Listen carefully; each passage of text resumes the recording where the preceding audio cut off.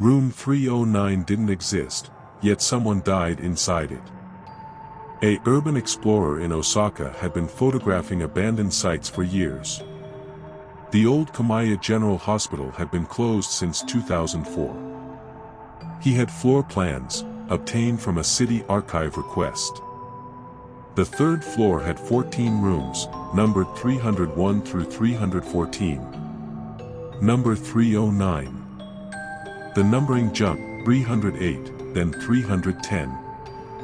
He assumed it was a storage alcove, a janitor's closet maybe. But when he walked the third floor hallway, there was a door. A full patient room door, with a tarnished number plate, 309. It wasn't locked. Inside, a hospital bed, a metal chart holder on the wall, and a calendar. The calendar read October 1982. 22 years before the hospital closed. The chart holder still had a patient file. The name on it was Mori Takashi. Date of admission, September 3, 1982. He photographed everything and left. Back home, he searched hospital death records held in prefectural archives. Mori Takashi had died at Kamiya General Hospital.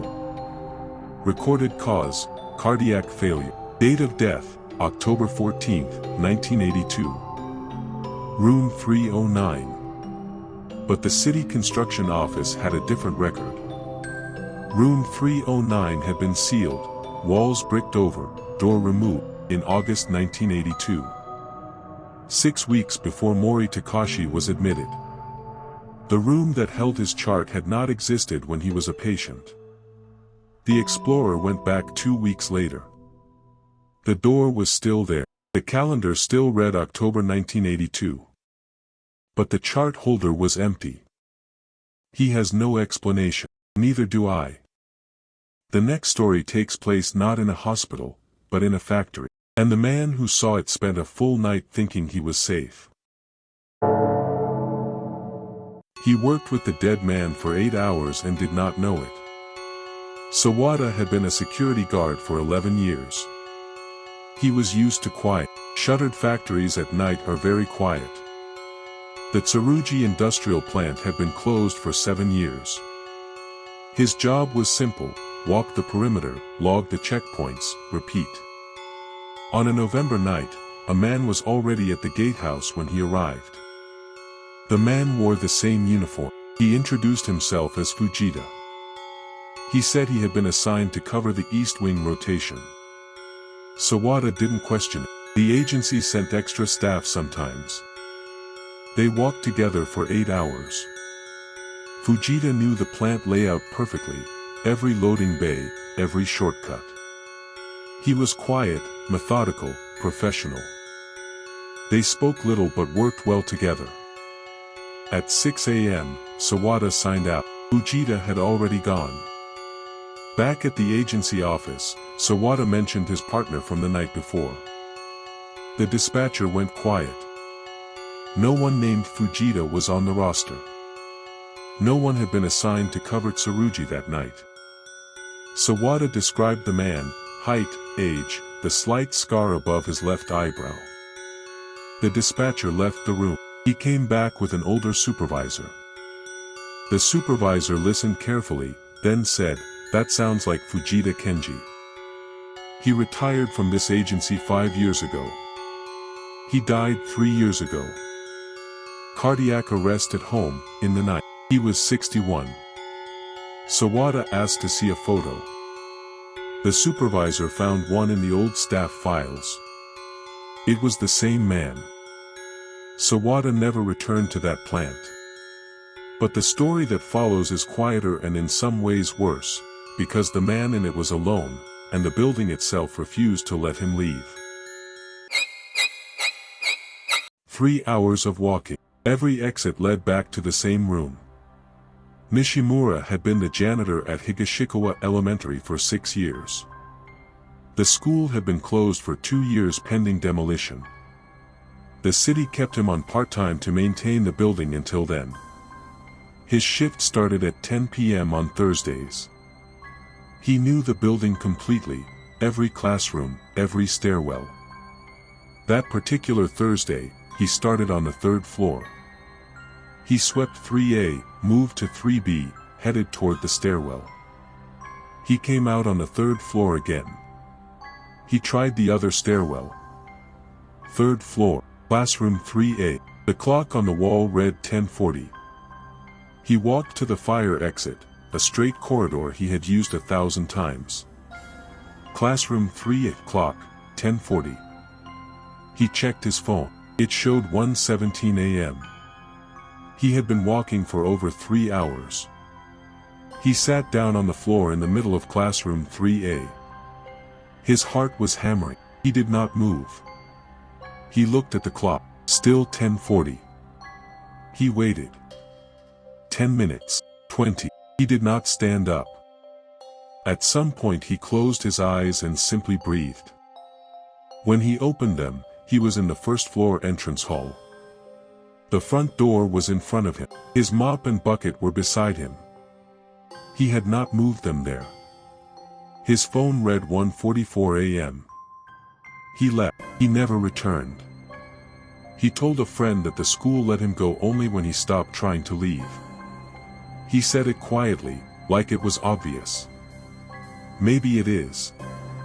The story after this one is also set in a hospital, but this nurse did not get lost. She found exactly what was there, and that was worse. Wing C was sealed 15 years ago. The lights were still on. Hayashi Miho was covering a night shift at Midori General Hospital. She had worked there for 3 years. She knew the layout. At 2 a.m. she heard sounds from the east corridor, footsteps, a cart wheeling. She followed them toward the east wing. There was a door she had never opened. It was marked Wing C. It was unlocked. She walked through and stopped. The ward was fully lit, clean, and completely operational. Beds were occupied. Medical equipment beeped steadily. A nurse she didn't recognize passed her pushing a cart. Hayashi said hello. The nurse did not respond. She walked further in. Patients lay in beds, eyes open. None of them spoke. None of them looked at her. They were breathing. She could see the rise and fall of their chests. She stood at the center of Wing C for what felt like a full minute. Then she walked back the way she came. The door clicked shut behind her. She turned around immediately. The door was sealed with welded steel brackets across the frame. Rust on the welds. Years of rust. She found the hospital's maintenance logs the next morning. Wing C had been welded shut 11 years ago. Officially closed 15 years ago after a structural report condemned it. She filed an incident report. It was marked as a stress-related event. She requested a transfer the following week. Approved immediately, which she found strange. As if someone else already knew. The last story tonight does not involve a place that traps you. It involves someone who simply came back to finish what was left undone. Dead 2 years. She came back just to say thank you. Okamoto Seiichi had been teaching high school literature for 18 years. He was methodical. He always checked the desks after class. One afternoon in March, he found a notebook on a desk in the back row. He picked it up. The name on the cover was Ueno Haruka. He stood there for a moment. Ueno Haruka had been his student 2 years before. She had died in a traffic accident in March of that year. He remembered the morning the principal had told them. He set the notebook on his desk and sat down. He thought, she must have left this 2 years ago, somehow overlooked. He decided he would return it to her family. He tucked it under his arm and walked to the shoe lockers in the East Hall. She was standing by the lockers. School uniform, hair tied the way she always wore it. She looked exactly as he remembered her. He stopped walking. She looked at the notebook under his arm. Then she looked at his face. She bowed, A full, formal bow, the way students bow to teachers. She said, "Thank you for taking care of it, Okamoto-sensei." Then she turned. She walked toward the wall between the lockers.